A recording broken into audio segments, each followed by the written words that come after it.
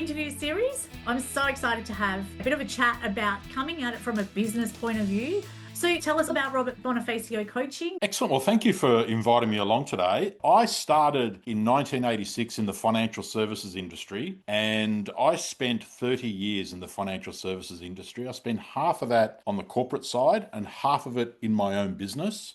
So I sold my business in 2016 and decided to go down the coaching and mentoring path. In essence, I had probably for the majority of my life in financial services been coaching and mentoring anyway. So I underwent a program called Ultimate Coach Professional to understand the framework for coaching, how to be a coach. And from there, I created what I call my Elevate program, which is the 7 keys to business success, which is based on what I know and what I've learned and what I've done, really. One of the biggest challenges people find is how do I fit in everything I need to do into my day? And we can talk through some of your suggestions, ideas.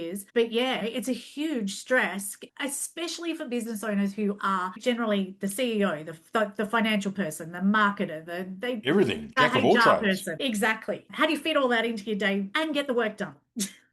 Well, we really want to create an understanding of what we want to get done. So I love lists. I've got a bit of paper here, even though you and I are talking, just in case I need to write something down. Yeah. So, and I say write down. It could be type it on a list. It could be write it on a whiteboard. It could be write it on a bit of paper. But it's about getting it out of up here. That's the starting point, I would say. People also need to realize, in my experience, to change some things in your life, you need to change some things in your life. So I'm going to say the first thing I would suggest people do is get things out of here, write it down, and then start to prioritize. Now, prioritize is really interesting because then you can start to look at your list, and depending on what's on that list, there'll be things that have dates and need to be completed by date.